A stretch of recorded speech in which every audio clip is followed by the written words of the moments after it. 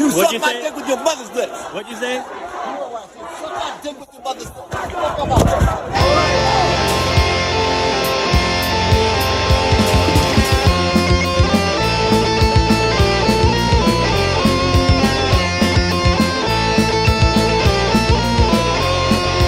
Okay, I'm gonna make you excited. Bring the energy up with one of these. Hell yeah. Skirt. That's Evan's introduction noise. That's the sound that plays when he enters the room. After I just told Justin I got like 4 hours of sleep last night.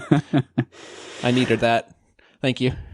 Yeah. Remember, well, I don't remember exactly how this worked, but on AIM, sometimes you could assign your own like log on, log off noises. Yes. Yeah. I'm sure this is all of our audience remembers AIM. Remember AIM? Remember ICQ, folks? Remember IRC? I know some people used MSN Messenger also. Yeah. Man. I didn't know that one. Okay, this is Rock Hard Caucus. We're back with episode 147. I'm planning on opening the episode with a clip of a guy who was very angry about a pro-Palestine protest that was happening outside of the University of Iowa law school graduation, which would have been, that was on Friday. And a guy who attended the graduation and came outside and saw the protest got really upset. And he started saying to the protesters, "Suck my dick with your mother's lips." And then he hit Oliver, who was filming him. I've never heard that one before. Suck my dick with your mother's lips. Yeah, and he said it really funny too. It's like he was like really had that one like locked and loaded, ready to go. Yeah, he says it a lot, it sounds like. So like what, you're supposed to like do a graft of your mother's lips onto your own mouth and then suck his dick? I don't know. That sounds complicated. Yeah, it's weird. I saw some people speculating that telling another man to suck his dick is too gay, so he has to add on. Yeah. That's I don't know, out of left field. I guess maybe the goal is just to confuse. It'll be like, wait, what? Right, yeah. Suck whose dick with whose lips? Like it is offensive, but it's also like, huh? It's sort of, it's too confusing to really get mad. It's That's offensive. Thank you. That clip? Yes, that one.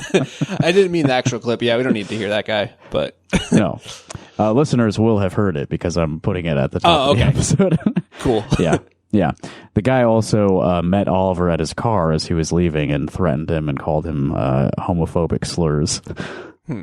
Oh, you mean the same guy who said to suck his dick with your mother's lips was also saying homophobic slurs?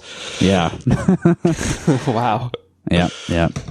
And that's one of our correspondents that he's threatening. So we're going to be taking legal action. So the protest outside of the law school graduation was about the university's complicity in the ongoing genocide, of course. And I also saw a recent news story about, again, our state taking the wrong side of this, heavy quotes around this word, conflict. Aaron Murphy wrote for the Cedar Rapids Gazette. The Israel-Hamas war. The war, yeah. That's what it's so called here in this article right that. here. Yep. The Israel-Hamas war. Yeah. Aaron Murphy, Cedar Rapids Gazette, wrote this on May 10th. Iowa Anti-Semitism Task Force created by Attorney General will educate law enforcement, college, and legal leaders. Iowa Attorney General Brenna Bird says the task force is needed to address a rise in anti-Semitism since the Israel-Hamas war began last October. I didn't even realize it was actually in the article. I just was like, it's so fucking funny. Yeah, a lot of media outlets are really sticking to that terminology, calling it the Israel-Hamas war. Well, almost like they have an agenda in using that term. And I mean, publishing this shit to begin with. Mm-hmm. Yeah. I mean, to be honest, Aaron Murphy of the Gazette did include a few details here that I do think are enlightening. maybe unintentionally. I don't know. I don't really know, Aaron Murphy's bias on this issue. He did say Israel-Hamas war, so that's one point against him. A task force established by Iowa Attorney General Brenna Bird will educate Iowa officials in higher education, law enforcement, and attorneys about anti-Semitism, Bird announced Friday. I get the feeling that these people probably already know about anti-Semitism. The cops know all about it. I mean, it's so funny. We all know that anti-Semitism on the right is like a huge problem, but then it's funny that now they're like, oh, we have to investigate college students. We have to tell them that they're the real anti-Semites, even though like there's like 400,000 racist guys on the internet ready to blame Jews for anything in the most blunt terms possible. Oh yeah, it's not even couched in. There's no euphemism anymore. Yeah, just open Twitter and you're gonna see like horrible caricatures. The what's the merchant thing? Oh, yeah. I haven't even seen that in a long time. I try to avoid it, but yeah. I mean, edits of that image are just... Yeah. You'll just see that, like, on your main feed. Just the elders of the Protocols of Zion in, like, the worst, like, based cringe speak. Yeah, and it's being delivered to you by the algorithm because Elon Musk himself replied to it and said, concerning, or something. He has a way with words. Always just concerning. This needs to be looked into. Like, Yep. During a news conference held at the Iowa Holocaust Memorial on the Iowa Capitol complex, Bird said the state task force is needed to address a rise in anti-Semitism across the country since the military conflict that began with last year's attack on Israel by the terrorist group Hamas. That's when the conflict began. Oh, so you're calling you're saying that that's a war with a terrorist group? So you're like giving the terrorist group official designation as like enemy combatants and not just terrorists, That's like goes against the whole war on terror thing. Yeah, I guess Hamas is a state. Yeah. Right. They kind of always want to have it both ways with that. Yeah, depending on how genocidal they want their rhetoric to be. Yeah. In any given statement. This is where it gets concerning to me. The task force is comprised of 14 local leaders in state government, law enforcement, and Iowa's Jewish community. 14, huh? Why 14? That's one of the racist numbers. You should have avoided that. If you're the one educating the state on anti-Semitism, you should be aware that 14 is a Nazi number, right? I think so. Yeah, that makes sense. You got to either add someone to this committee or take someone off. Got to get one. Well, and 13 is like just generally a bad number, right? It's unlucky. Yeah. 15 though. I say, go up to 15. Yeah, that's good. That'll fix it. Let me read what Brenna said. It's clear that hate and anti-Semitism have absolutely no place here in Iowa. What do you think? Do hate and anti-Semitism have a place in Iowa? I think they currently do. I don't think they should. Like, again, I think they should be investigating cops' social media and seeing maybe if there's some anti-Semitism in those posts. Yeah, lots of small town sheriffs are, posting about how they want to drag people behind their cars. About George Soros and shit. We condemn that in the strongest possible terms. And we are going to do everything that we can to stand strong and make sure that Iowa is a beacon of light for the rest of the country to follow when it comes to getting rid of this anti-Jewish hate, the anti-Semitism that we are seeing creeping into our society. They're going to do like a thing for like Islamophobia? Oh, you're not the only one who had that question.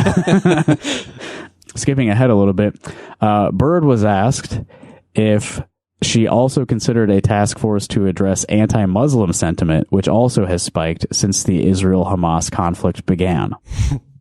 No, Bird said. Give him the bird! Gotta give him the bird! Fuck these Muslims.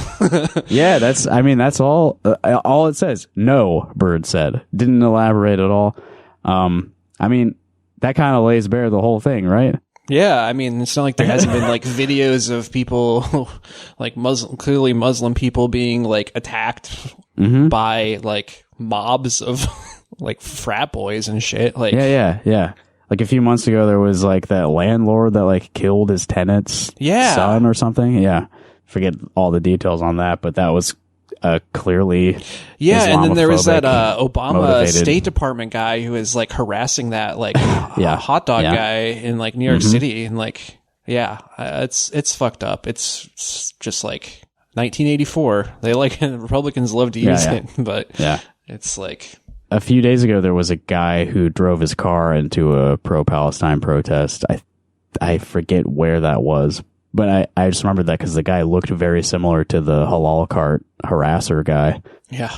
Yeah. And then there was that Arizona State. They're like some sort of position in the school at ASU, and they were like attacking a woman in a hijab. Oh, yeah. Yeah. I saw that video. They're like, oh, yeah, they're not going to teach here anymore. Yeah. He got fired at least. Yeah. Yeah. They do have like brief paragraphs about Anti-Defamation League's statistics and the Anti-Defamation League. Yeah, that's a really fucking quality source. People we can really trust to be serious about what anti-Semitism is, anti-Semitic incidents. According to them, there were 8,873 anti-Semitic incidents in the U.S. in 2023. I don't want to, dismiss the fact that anti-Semitic incidents do happen, and I'm sure there have been more of them over the past few months than the few months prior to that. But the Anti-Defamation League often reports anti-Semitic incidents that are things like somebody said that Palestine exists. Like it's been that, vague. Yeah. Some of these things they report. Yeah. They what's that? We've talked about the law that's on the books here, and then the law that just passed Congress about the the definition International of Holocaust anti-Semitism. Remembrance Association definition. And it's like, it's anti-Semitic to tie like the actions of any individual Jewish person with Israel. Yeah. But it's also anti-Semitic to criticize Israel in right, any right, aspect. Yeah. It's really weird. One of the guys who like wrote that definition has also made multiple statements since saying like, yeah, this should not be used as the basis of like any law or anything. This is just sort of a committee that was trying to like really nail down what anti-Semitism is. And some of it is like, a little more pro-Israel as a state than it is about anti-Semitism. Yeah, I would say that Israel's actions are contributing to anti-Semitism more than literally anything that these people are talking about. Like, of course, but it's like, again, just upside down world. Yeah, I agree. It's very anti-Semitic to blame any Jewish person you see for the actions of the state of Israel. And so the state of Israel should stop claiming every Jewish person as like their own. I don't know. It's weird. This is the shit that happens when you like form an ethno state. Yes. Is that you muddy the waters on like who is part of this criminal organization, the state of Israel. I argue not all Jewish people worldwide are a part of this. Yeah, I don't think I think you're correct. Yeah. There's a lot of history of anti-Zionist Judaism. Yeah, of course. Like from the beginning of like Zionism as an idea, there were Jewish people saying, no, that's bad. Yeah, we actually have to take people's land to do this. Right. Yeah, there were people calling it what it was from the beginning. Well, including the people doing it. They were conceiving of it as a settler colonial project. Yeah, for sure. As they began doing it. Byrd said the task force will gather information, work with law enforcement, support positive changes, and provide training on recognizing and addressing anti-Semitism to prosecutors, law enforcement, and college campus officials. I hope that they don't have much authority. Yeah, what does that mean for people who are accused of anti-Semitism? As far as I'm aware, free speech is still a concept, even if it is hate speech. That's kind of a core thing. Yeah. Of course, it's not always as black and white as that, but... Right, yeah, that's the problem. But yeah, that's not like they're going to maybe they are. They start arresting people if you're accused of saying Israel is bad, doing bad things, doing awful things, doing a genocide. Right. And what does she mean when she says that they will gather information? Yeah. I mean, that's probably more like, it's just like Red Scare shit, McCarthyism. We're going to keep lists of anti-American. I mean, and if you're anti-Israel, you're by definition anti-American as well. Yeah. Yeah. You got to be. Yeah. If you're not, you should be. If you hear us saying this and you feel some sort of conflict there, you should re-examine how you feel about, the dominant superpower nations of Earth. And yeah. Because, the United States is also absolutely a force for evil in the world. You should understand that. It would be anti-Semitic for you to only feel this way about Israel. There's probably some anti-Semitism involved. That's absolutely true. That's absolutely true. That's the funny thing too, is that people who are up in arms about this genocide are also up in arms about other genocides. Yeah, yeah. Which not enough talk about Azerbaijan and Armenia. There's been a lot of shit going on with Azerbaijan is like the only like predominantly Muslim Middle Eastern country that is like strongly allied with Israel. And it's for, I think, a lot of economic reasons, in that Israel imports a lot of oil from Azerbaijan. So if you look at like polling results, and also Israel exports weapons to Azerbaijan. And if you look at like polling, there's like the only country that's like in favor of Israel in that area of the world other than Israel. Interesting. Yeah. Yeah, I'm an ignorant man overall. I'm pretty ignorant too. I don't know that much about it. I do know that Armenians have been subject to a lot of horrible stuff too, including a genocide that has been frequently denied by a lot of powerful countries. Yep. I did want to mention this person who is brought up in this article as well. Christina Gish-Hill, an Iowa State University professor, spoke at the news conference and described what she said were anti-Semitic actions during a recent protest on the campus. That's Iowa State. She said protesters called for intifada, which is a reference to Palestinian uprisings in the West Bank and Gaza Strip aimed at ending Israel's occupation of those territories. This is kind of what I meant by Aaron Murphy, like providing details that sort of, I don't know, come across as making this a little more fair and balanced. Like Christina Gish-Hill, this Iowa State professor, is calling a campus protest anti-Semitic because they said intifada, and then Aaron Murphy defines intifada, which is like a historic thing that happened. Right, something that was clearly justified, at least from this brief sentence. Palestinian uprisings in the West Bank and Gaza Strip aimed at ending Israel's occupation of those territories. Seems like they have a right to do that. Gish-Hill said she agreed to speak at the news conference not as a representative of Iowa State University, but as an individual and educator. These slogans cross the line from advocacy for and solidarity with Palestinians into incitement to violence against Jews and Israelis. My hope is that these student protesters at ISU are not fully aware of the meaning of their messaging. This is why bringing awareness to and combating anti-Semitism using every tool we have is so essential in our current environment. Iowa's educational communities must not fail in the responsibility to speak out when free speech turns to hate and incitement. Yeah. So they're mad that someone said that second intifada should happen. They're mad about From the River to the Sea. Those are like their two like examples of like rampant anti-Semitism. But it's like there's so much talk about anti-Semitism, but so little talk about what the protesters are actually wanting or talking about. And it's like so absurd, the disconnect there. And if they were to spend more time talking about what the protesters are talking about, it would be broadly popular, of course. Yeah. It's like they have to suppress the message by calling it anti-Semitic. Yeah. I mean, it is broadly popular. Like, I think I saw something like 56% of Republicans think that Israel is going too far. Yeah. Yeah. So, the reason this name popped out at me, Christina Gish-Hill, is because a couple days prior, I had read a piece that she wrote for the Ames Tribune about how she thought that these college protesters were anti-Semitic. The intifada thing she was opposed to. She saw a sign that said all resistance is justified. And just the use of the word Zionist and Zionism, she thinks is like a dog whistle or something. Not one mention in her Ames Tribune piece about how many thousands of innocent people Israel has killed over the last few months. You know, the reason that these protests are happening. It's just, and the way that she's saying, like, I mean, these kids are just ignorant. I'm not mad at them. I think they should be more careful about the words that they choose. It's like, they're not ignorant. They know. They know what they're saying, and they know why they're saying it. Yeah. And it's not anti-Semitic to oppose this. Yeah. And you are working to obfuscate what they're saying. Like, you are, you know, like, you're the problem here. Yeah. And I also pulled up her Twitter.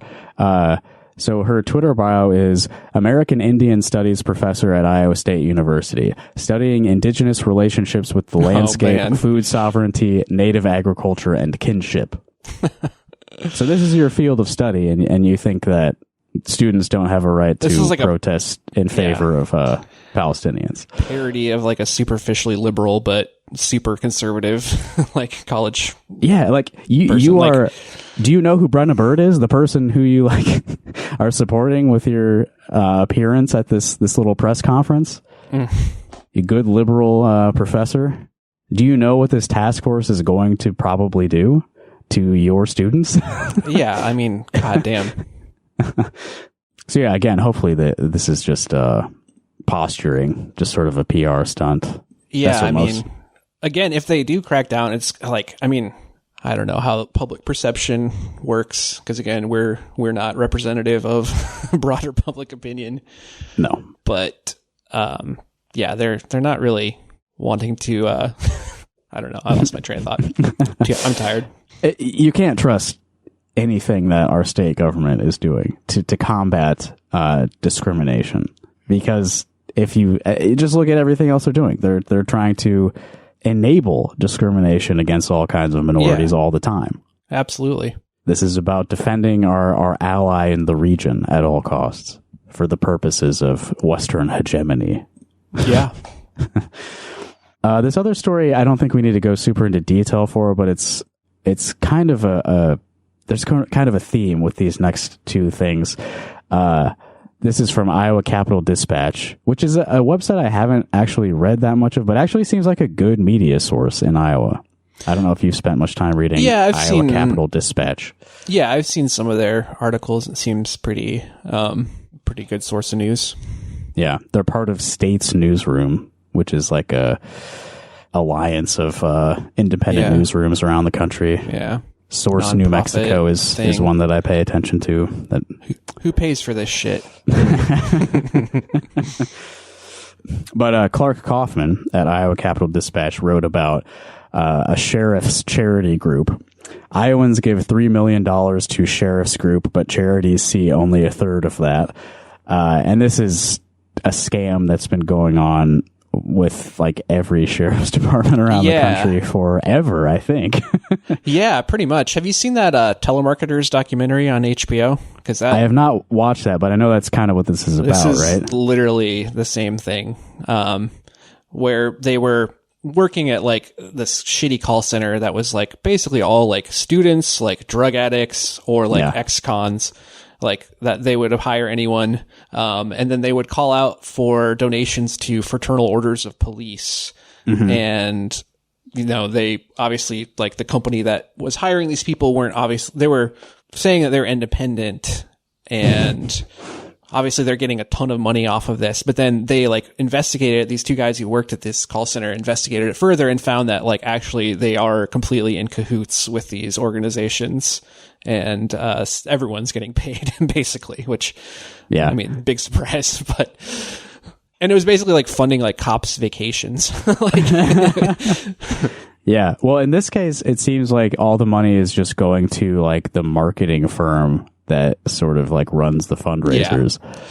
Yeah. It looks like in this case, at least they did actually use some of the donations for, you know, like, giving children to at a YMCA camp or something. Yeah, it's here. I feel like there was a funny quote in here about this. Okay, the Iowa State Sheriffs and Deputies Association Institute. So it's an association institute, a nonprofit tax-exempt organization with a mission of sending underprivileged children to camp and educating law enforcement personnel. Yeah, That's interesting. Two missions that work in tandem very well.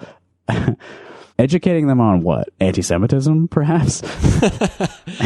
Likely. But yeah, I'm guessing that this marketing group probably has other ties to people involved in this actual, whatever, Sheriffs and Deputies Association. Yeah, well, they solicit the donations by sending a physical letter to your house that has like the letterhead of your local sheriff. Yeah. So they're all, they're all cooperating in this scam. So it's just, they say that the money is to send underprivileged children to camp and to donate money to the Special Olympics.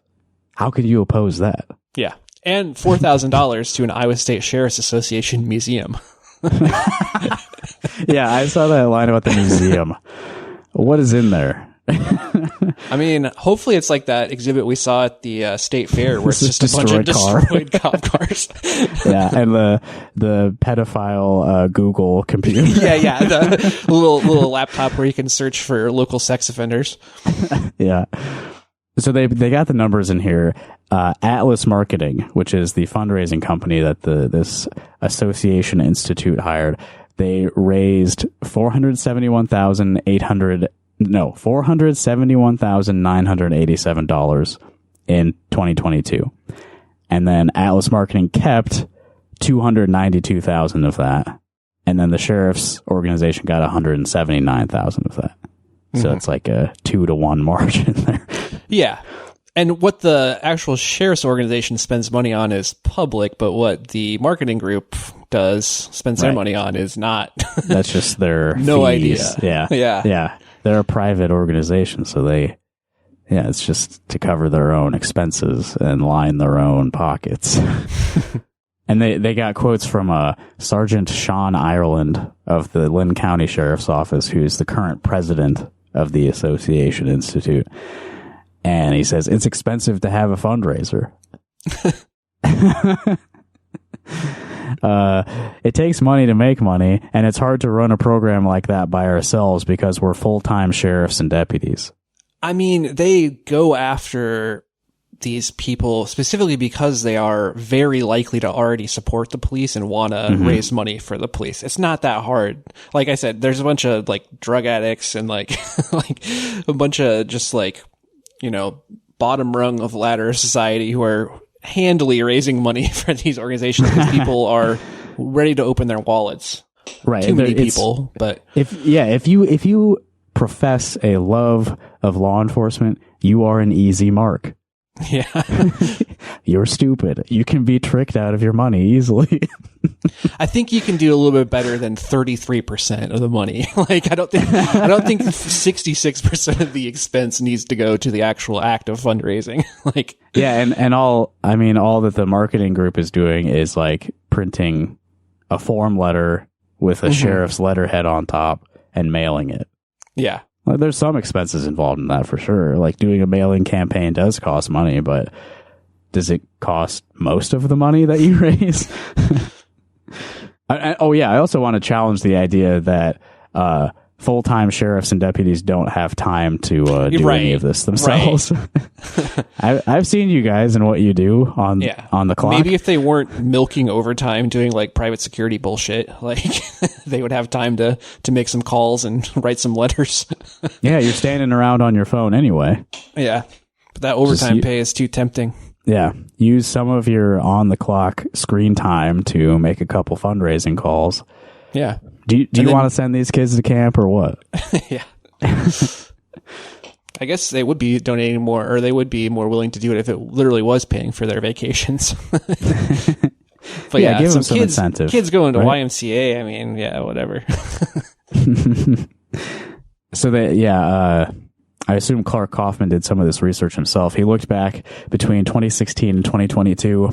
Only about 1 million of the about 3 million that Iowans had donated over those 6 years was used for the stated purpose of training officers and helping underprivileged children. Ireland's response to that, again, this is the Lynn County Sheriff. If there's a better way to raise money or help do those things, we would be all ears if somebody has a better solution for us. So I think we just came up with a couple better ideas, just make the calls yourself while you're standing around doing nothing, collecting a paycheck. Maybe do a couple of Facebook ads. Yeah, I mean, that's prime demographic for cop fundraisers. Yeah, well, it even says in the article that one of the, what was it, Hamilton County or something? Yeah, Hamilton County Sheriff's Office promoted the fundraiser on their Facebook page. Yeah. How about, when the cops are, sitting in parking lots doing nothing, they could just look for any cars that have back the blue bumper stickers and then just, approach them for a tribute. That might work. Yeah, put a little flyer under the windshield wiper.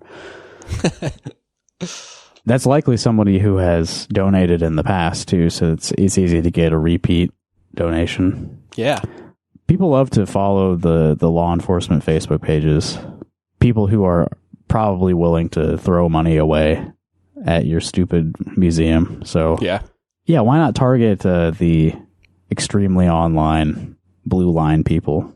I think we're giving them too many good ideas. I think there's enough money going to police. There probably should be less money. Yeah, I think I'm just maybe like defund. I think I'm just too eager to see, people who love cops. I just want to see them get ripped off, which is that's not a good impulse in me. Yeah.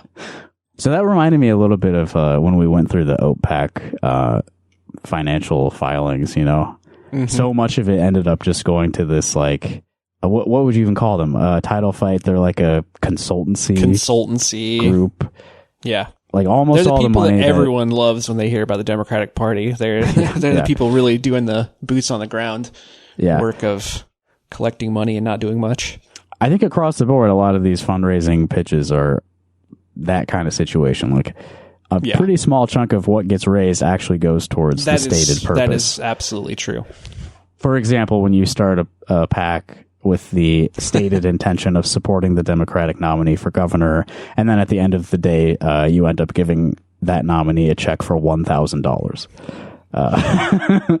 Oh man, this got me reviewing my old notes and thinking about OPAC again. Yeah, but the real reason I was thinking about OPAC is this article about the Iowa 3rd District congressional primary for the Democrats. There's two candidates right now competing, Melissa Vine and Lanon Bakam. Lanon Bakam is the chosen candidate of the establishment, if you want to say that. I don't know that there's much of an actual like policy difference between these two candidates, but Lanon Bakam is the one who's getting like Rob Sand all and the endorsements. Like everybody's behind this guy. Yeah, I looked into them, and I could not tell you a single difference policy-wise. Mm-hmm.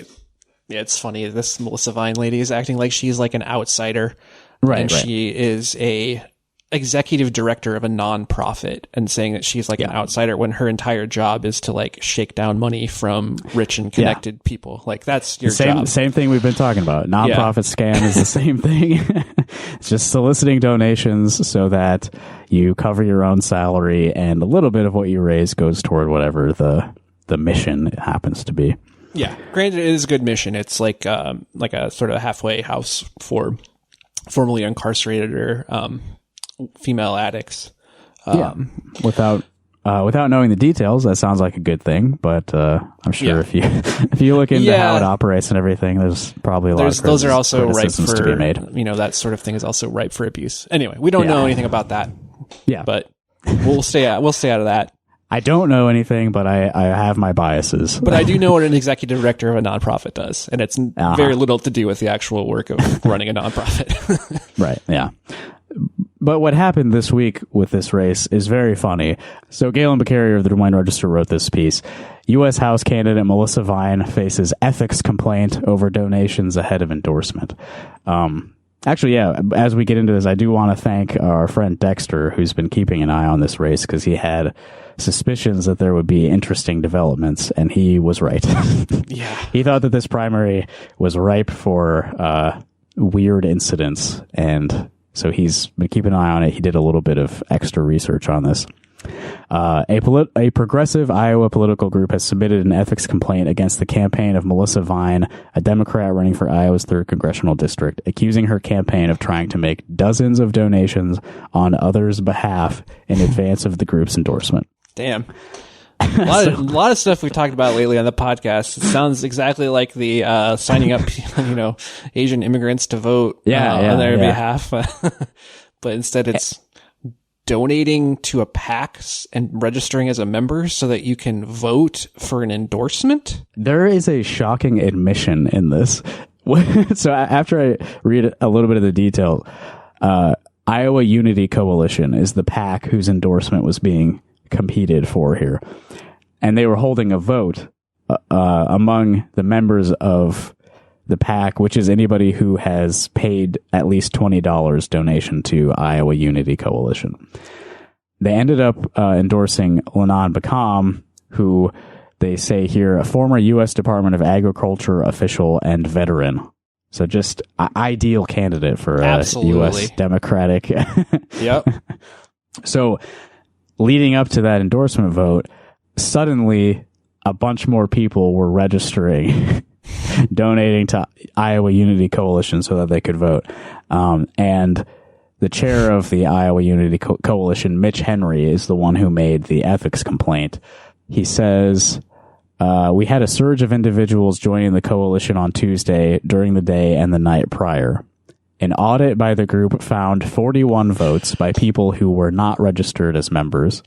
Oh, interesting.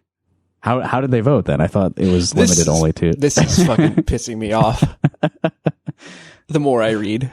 An additional 43, Henry said, had all signed up shortly ahead of the vote and had matching registration details. The same address, the same credit card information, the same donation amount, the minimum $20, and email addresses that ended with @melissavine.com. And they signed up on the same fucking day that they did the vote? How you did fucking you expect suck at your job, Title Fight. Fucking quit your job. Yeah, if you're gonna scam like this small time endorsement from some like progressive PAC, like they're not that big, and you're registering 40 accounts using the same address. There's ways that this exact scheme actually works like 40 out of 50 times and doesn't ever get noticed. Yeah, because this was like a didn't do last minute cocaine decision. Yeah. The group disqualified those 84 total votes from the final count, and as a result, Lanon Beckham won the vote. Insult to injury. So Mitch Henry was the chair of Iowa Unity Coalition. He contacted Vine's campaign manager, Lou McDonald, who told him he had registered all the members and then voted for all of those members. What? like you get asked a question and you just immediately confess? Is he like canvassing? He's canvassing for people to donate to this PAC and then submitted all their shit at once. Like, what is going on here? Yeah. And then Melissa Vine herself made a statement where she said that the campaign made a clerical error and asked for Act Blue to reverse the donations.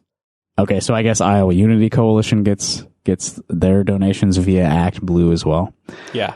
Our campaign manager made a clerical error on signing our team up for these Iowa Unity Coalition events, and he reached out to Act Blue to reverse the transactions once Mitch Henry brought them to our attention. Yeah. That's the other thing. This was an accident somehow. You exactly know how Act Blue works. It's not like you've been using that as your sole like fundraising platform for fucking like a decade at this point. Like, right. Title Fight doesn't know how Act Blue works. You know the rules. All the Oak idiots. money came through Act Blue too. I know. That's what I was going to say. Like, come on, man. Act Blue did not respond to a request for comment. So yeah, Mitch Henry filed a complaint with the Iowa Ethics and Campaign Disclosure Board. Taylor McDonald, assistant legal counsel with the board, confirmed the complaint had been filed. I made a very, very brief attempt to figure out if Taylor McDonald is related to Lou McDonald. I don't think so, but it's hard to find information on Taylor McDonald. The reason I looked that up, though, is because, again, thanks to Dexter for looking into this a little bit more.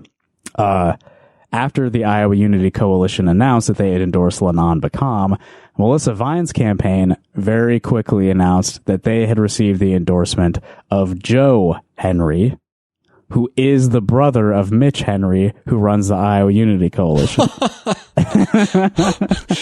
Wow. So these two brothers have endorsed opposite candidates. And what's the story there? There's some kind of feud going on. And Dexter, when he was trying to figure out if these guys were related to each other, it turns out that both of them have been registered lobbyists for LULAC before. Mm-hmm. So, and I found them on Facebook, pictures of them together. They are definitely brothers. Yeah, so this guy, Lou McDonald, he, I think, runs Title Fight. I think he's the guy in charge of Title Fight, who was the main beneficiary of all of OPAC's fundraising, which we went over in detail, 2 years ago when that was all wrapping up. I don't remember if I played this on the show, but if I didn't, I just really wanted to make sure people got this before. Lou McDonald of Title Fight has run for office in the past. He did not succeed, but just so people know, he does have an electoral record. He has run for office and failed, even with this important endorsement. Hi, this is United States Senator Cory Booker, and I am so excited to endorse Lou McDonald for Polk County Soil and Water Commissioner. Polk County. He got a U.S. senator to endorse him in a Soil and Water Commission election. Because Title Fight also worked with Cory Booker's campaigns. That's right. Yeah, they so did. It's a little quid pro quo. yeah, exchanging favors. Lou McDonald also got last place, if I remember correctly, in that Soil and Water Commission race. So, hotly contested Soil and Water Commissioner race. I guess Cory Booker doesn't hold too much sway over the voters of Polk County. Yeah, it's interesting. Yeah, I wonder what is going on behind the scenes here. There's some weird infighting among establishment Democrats, over, I mean, it's I guess it's easy to figure because a lot of it has to do with just people's personal resumes and burnishing their own resumes, and there can only be one candidate, so you got to back a horse in the race, sort of thing. Yeah, and I guess I would consider the 3rd district to be possibly winnable for the Democrats. For sure. Yeah, for sure. So that's one where you may actually win, so that they have to actually dump money into that race. Yeah. Mitch Henry said he believed the campaign may have broken state or federal campaign finance laws with the donations. You think? Yeah. They use campaign money too. That's so fucked up, man. Yeah, has that been confirmed? I think it's for in the sure article, that it isn't was? The concern is if they did use the campaign funds. If they did. But but come on. Where else would the money have come from? You think Lou McDonald paid? Yeah, out of his own he pocket? did not actually canvass these people to sign up on their behalf or whatever. Come on. That's a crazy thing to do. Just brazen. Yeah. About Melissa Vine, she has positioned herself as a progressive and political outsider while running against Beckham, a former Biden campaign operative whose campaign launch was backed by state auditor Rob Sand and a slate of other Iowa Democratic leaders. The U.S. House Democrats campaign arm has also put its support behind Beckham, so they're not even letting the primary play out before choosing their candidate. Yeah. He raised over $900,000 last fundraising quarter in the largest haul of any Iowa congressional candidate. Okay, that's not, the bar is low. Bar is low. When I first read that, I was like, damn, he's the largest haul, huh? Oh, of any Iowa congressional candidate. All right, yeah. Yeah. That's the only one that's really being contested right now, I don't think. Even though I would say, my district should be competitive as well. It seems like they've pretty much given up on that one. I also saw, so they're competing to run against Zach Nunn, right? And I'm subscribed to his YouTube channel because I want to see campaign ads from all of these freaks. And the other day he posted his own appearance on, I think it was Newsmax, where he just was really mad at Joe Biden because Biden, again, was pretending to put conditions on aid to Israel. Right. And he said, like, we must be unwavering in our support of Israel. Yeah.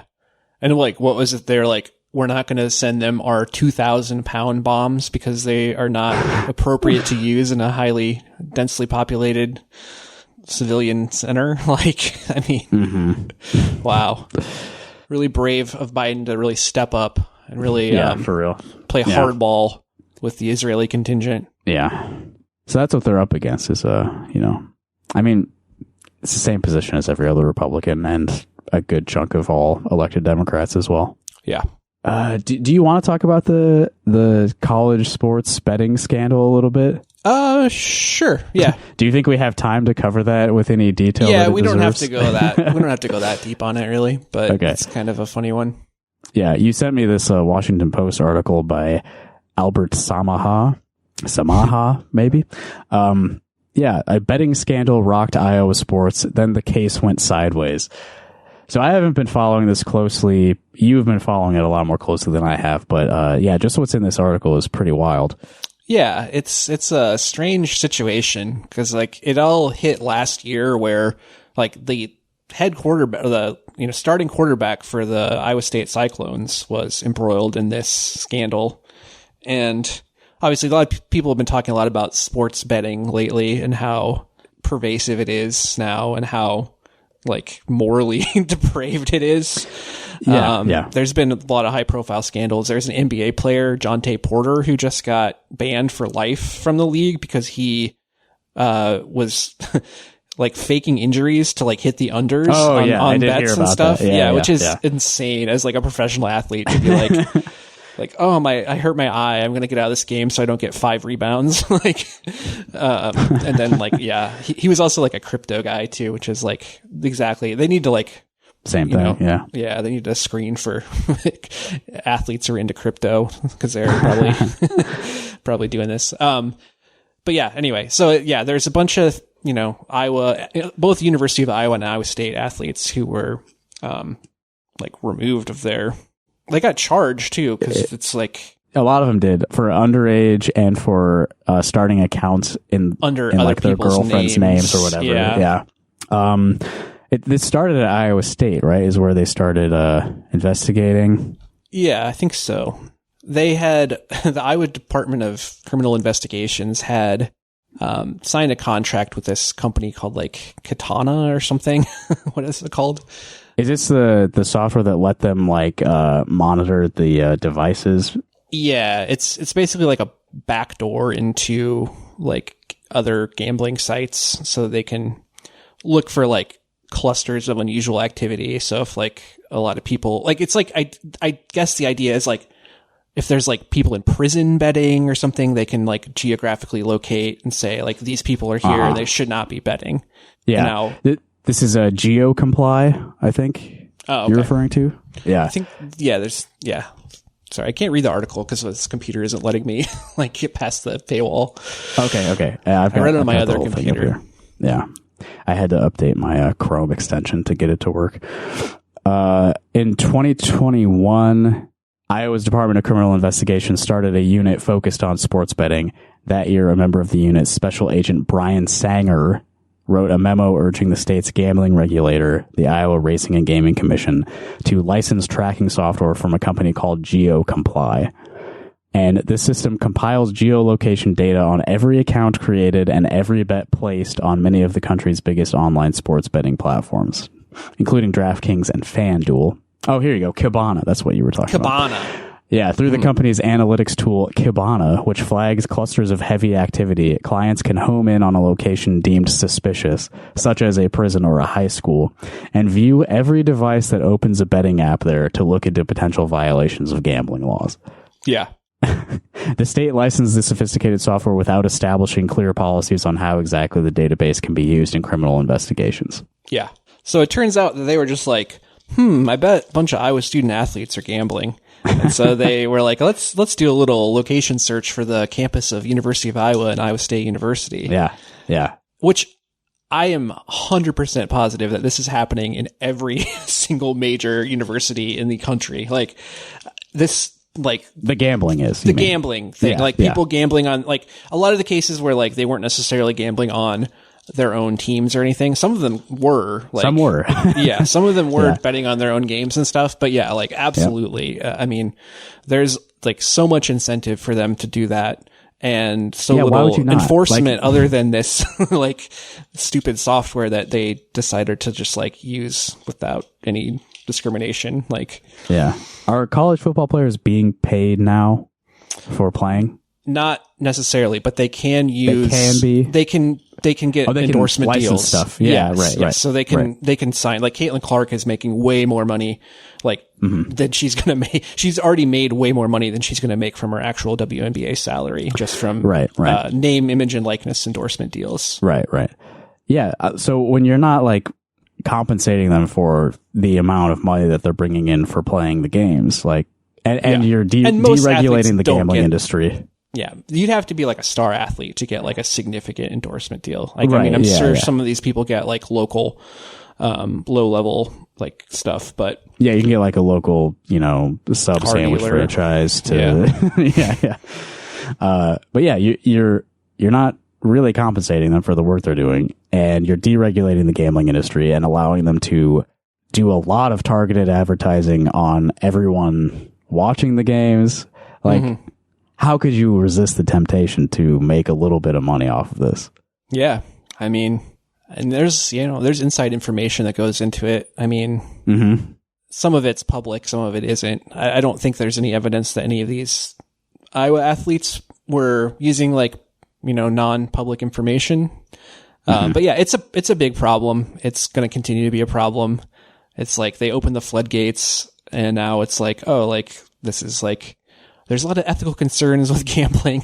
It's like kind of been known for a long time. It's kind of like why it was legal in most of the country, except for Nevada. Like, yeah. And so basically they were doing like warrantless wiretapping essentially on all of these student athletes, which is kind of how they're counter suing the state. Yeah. For their constitutional rights being violated. Which they should. It's complicated. It's a complicated one because it's like they shouldn't be doing it, but also it's like they wasted a bunch of resources on this too for like I think the charge for voting underage or gambling underage or using another person's account is like super minor misdemeanor. It's like really, it's a nothing. I think they got like fines of like $500 or something. Yeah. I've got the county attorneys who dealt with this. Johnson County Attorney Rachel Zimmerman Smith, enemy of the podcast. So she was, it's her jurisdiction, the University of Iowa campus. She only charged the student athletes who were underage when they gambled, an infraction that carries a $645 fine. Yeah. So she was only charging the underage students, but she also tacked on counts for tampering with records for using someone else's account, which is an aggravated misdemeanor with a maximum sentence of 2 years behind bars. So they're not gonna go to prison, but like, yeah, they're being charged with crimes where they could. And then Story County Attorney Timothy Meals, the Iowa State campus, charged every athlete who used another person's account, applying a felony identity theft counts against, these are the players' names, Lee Johnson and Uwazurike. Do you know how to say his name? Uwazurike? I'm not sure. I know he's the guy who plays for the Broncos now. Right. Yeah. Yeah, so a lot of these guys, it had an impact on their ability to play the game. Like they got. Yeah. I mean, yeah, they should be suing. It's messed up. Like I said, that they were targeted specifically when I'm sure this is happening everywhere. Like it's, temptation is too strong. There's quotes from Kirk Ferentz. Let me check that out again. Here, yeah. Why were those two universities the only ones targeted? Iowa football coach Kirk Ferentz said to reporters, there are college students at all kinds of universities. There are college students at all kinds of universities. Yeah, good. He's a well-spoken man. Yeah. And then Kevin Dresser, who's a wrestling coach at Iowa State, said, "Why are Iowa and Iowa State athletes the only ones in this?" Just seems very confusing to me as to why this even happened. They're like, fuck you and I. Investigate them. Yeah. Yeah, I mean, on the one hand, it's like, these are your athletes, like, breaking the law. They shouldn't, like, be doing this. But they also do have a point, like, why are only these two campuses being targeted? Like, are there college students anywhere else in the country catching these charges?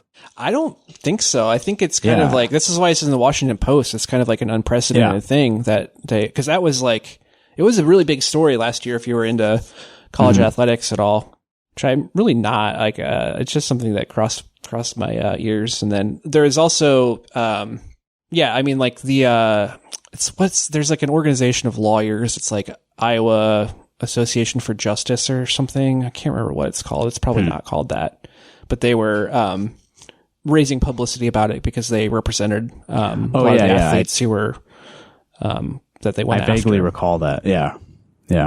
So there's been some stuff in the air about this, but this article is the most comprehensive about what actually happened. One of the athletes involved was Deshaun Hanika. Don't think it says which school he was at, but the reason I bring it up is because his father, Brad Hanika, wanted to understand like why this was happening. So he called the administrator at the Iowa Racing and Gaming Commission, whose name is Brian Ohorilko. It's they're really setting me up for failure today. Yeah, giving you a hard time on the names today. So anyway, this guy is an administrator at the Iowa Racing and Gaming Commission, and Brad Hanika, who called him, was smart enough to record those calls, which is good evidence for the defense lawyer, as it turns out. Yeah, one-party consent state. Remember? And he was calling from Kansas. I don't know if that complicates matters at all, but Kansas to Iowa, recording calls apparently is okay. Hanika asked whether the commission, which has unrestricted access to the GeoComply database, had tipped off the DCI about gambling activity among student athletes. Ohorilko said the commission wasn't involved in the investigation, but he declined to give more information. "I don't want to get myself in criminal trouble," Ohorilko said in one call, according to a transcript, which is a good thing to say to indicate your commission's innocence, is to say, if I tell you anything, I will be criminally liable. I mean, you always have the right to not incriminate yourself, but you probably shouldn't do it in those words. You know what I mean? Yeah. To indicate that if I tell you anything, I will get myself into criminal trouble. You should probably just say, it's best for me to not comment on this. Something like that would be, yeah. You know, a lot of lawyers' ears perked up when they read that. Yeah. I have strong feelings, but it just wouldn't be appropriate for me to tell you, Ohorilko said. "I do think there's maybe some philosophical differences in how things took place. A lot of people don't agree with how things have been handled." That's another element of this article that's pretty funny, is like a lot of the agents who work for DCI were like, "I'm not fucking touching this. Yeah, take me off of this case." Bad news. Well, they're also, that's another thing too, is people obviously are huge fans of college sports, particularly in Iowa, because there's no professional team. So it's like, it's the kind of thing that's going to get a lot of attention and did get a lot of attention. And now it's like all falling apart and making them look bad. So I guess he did a good job of giving them enough information that he can morally distance himself from it. Yeah.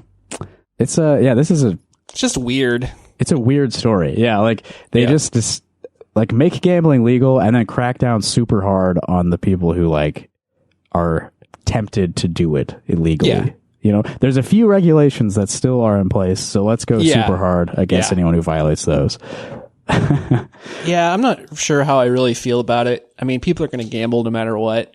And honestly, I don't think there's really that big of a problem if like people who are athletes want to bet on things that they're not involved in. You know, if you want to bet on NBA games and you're a college football player, then I don't see any reason why that would be. I mean, it is illegal, but it's like, it's hard to say. legalized gambling though has been like it's ruined a lot of people's lives. Well, yeah, it's an evil industry, you know, like the whole, to maximize profits, they have to intentionally target people who are gambling addicts. For sure. Yeah. If you ever, I know you're not, I dabble in, when it became legal here, I spend like $3 a bet like per week or something like that. Sure. Yeah. If you can keep a handle on it, it's like not that big of a deal. Yeah. It's just it makes the games more fun to watch. And like I said, people do it anyway. I lost my train of thought again. I'm tired. Yeah. It said in this article that like one of these students spent like $40,000 gambling. Right. Yeah. That's crazy. That's a lot. Yeah. Yeah. I'm not sure what the solution is there, but it's sort of like the worst of all worlds, the way that it's being handled right now. There is one last news story I wanted to touch on a little bit. This is somebody that I know as sort of like an online acquaintance. A Des Moines woman who vandalized 15 law enforcement vehicles in Ames on the day of the Cyhawk football game last year will have to pay nearly $45,000 in restitution. $45,000? Yeah, for keying some cars. You know, come on, man. It's cosmetic. Who gives a fuck? For real? Cops, yeah, okay. Obviously, but yeah. I think it says here that she was intoxicated. So I would suggest against doing something like this because they're probably going to have a lot of surveillance on those vehicles. Yeah, I don't have any moral opposition to keying a bunch of cop cars, but you're probably going to get caught. Yeah, it's the cost benefit analysis of of what you want to be doing. Yeah, that is not in favor of doing that. Yeah, so she ended up getting charged with first-degree criminal mischief, which is a Class C felony. She did get a deferred judgment, which is good, a good outcome in that respect. She also got 2 years of probation and must pay $45,000.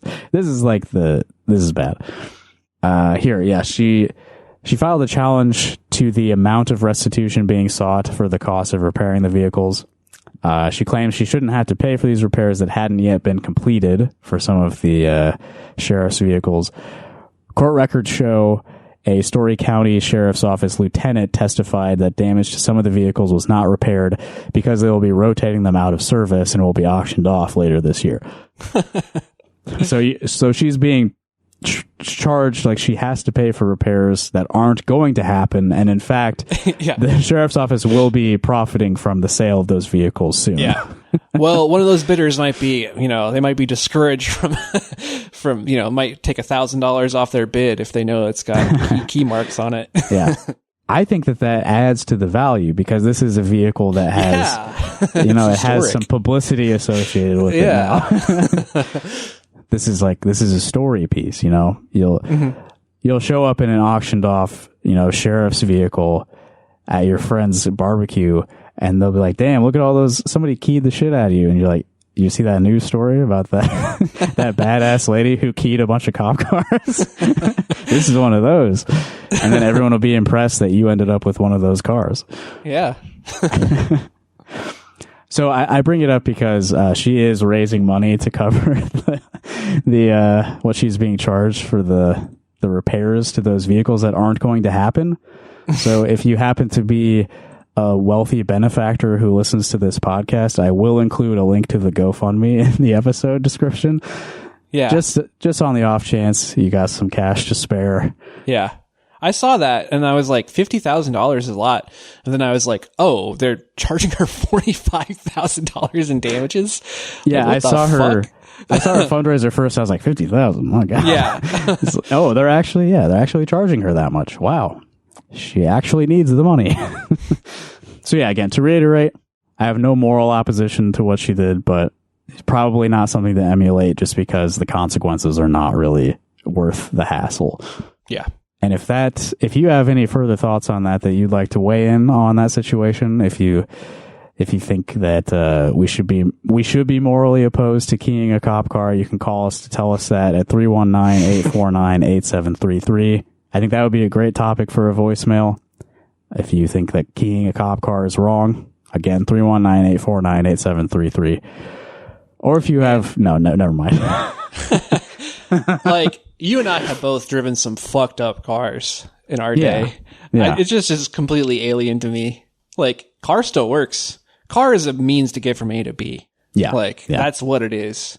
I don't think the damage really has anything to do with the actual, service of what that vehicle is for. Like, the reason they're doing it is because they want to be punitive. of course, yeah. Somebody did something bad to the cops. Got to set an example. Yeah. Maximum penalty. You can also mail us stuff at P.O. Box 5336 in Coralville, Iowa 52241. What could they send us this week? What have we talked about that's mailable? If you want to send us a scratched up sheriff's vehicle, send us one of those cards that you got in the mail, asking for yeah. donations to the Sheriff's that would be Association. funny. Yeah, that would be funny. Do you have any events coming up in Des Moines that you know about? Not currently. Okay. Mandy Remington's running for county supervisor here in Johnson County. The Democratic primary is June 4th. If you can stomach being a registered Democrat, I'm going to be voting in that primary June 4th for Mandy Remington because she is a normal person with a normal job, paying rent at the place she lives, single mother, is not a fan of local law enforcement. I think it's worthwhile to vote for her. You can learn more about her in person if you like. The Iowa City DSA is hosting a candidate forum at the Iowa City Rec Center tomorrow, May 13th at 6 p.m. I don't know this for sure, but I think maybe all of the candidates will be in attendance, so it could get wild. A little interesting. Yeah. I also am playing a show next Saturday, May 18th, with the Christine Burke Ensemble. We'll be playing new experimental compositions by me, Christine Burke, Mark Riome, and Levi Brown. So if you've wanted to see a piece of music incorporating balloons and wind instruments, that's an upcoming opportunity. May 18th at Public Space 1 Cloud House. Cloud House is like the garage building next to the mansion. Mm-hmm. It's got clouds painted on the outside, so that's why it's called Cloud House. Actually, I don't know which came first. I think they started calling it Cloud House because of the painted clouds. If you like our podcast and you want to listen to more of it and pay money for it, you can do that at patreon.com/rockhardcaucus. It's only $1 a month to get audio, and I can promise you that 66% of that is not going to a marketing firm. It is going to its stated purpose of recording and releasing podcasts. That's what most of that money goes towards. Mm-hmm. And the rest is a war chest for when we get sued. Mm-hmm. Mm-hmm. I guess I did spend some of that on renewing the P.O. box this week. So thank you to our subscribers for paying for a P.O. box for us. On the Patreon, Evan and I are currently in the middle of a series reviewing Slipknot albums. We just recently released a review of Iowa with Chris Wade, which is pretty fun. We also did the demo with Oliver, and we did the first self-titled album with Teddy. All good episodes so far, I think. We'll be getting to Volume 3, the Subliminal Verses, probably sometime soon. I don't know. I gotta get ready for that. I've also been watching hours of Ken Pender's interviews, which has probably less of a potential audience, but Tony and I like to talk about Sonic the Hedgehog comics. Less of an Iowa connection too, but yeah, someday someone's gonna come across that treasure trove of episodes, and they're gonna find it really, really informative and funny. Yeah, I know that at least a handful of our listeners are also interested in that because they comment on the posts. So yeah, I mean the Ken Penders guy. I don't know a whole lot about it, but the Ken Penders fellow seems like a good, interesting guy to talk about. He is interesting. Yeah. If you've been interested in any of the legal discussions we've been having on the podcast recently, Ken Penders is an interesting guy who he was he was writing comics about Sonic the Hedgehog, inventing his own characters, which were like, you know, arguably his own creations, but also clearly derived from this like existing property.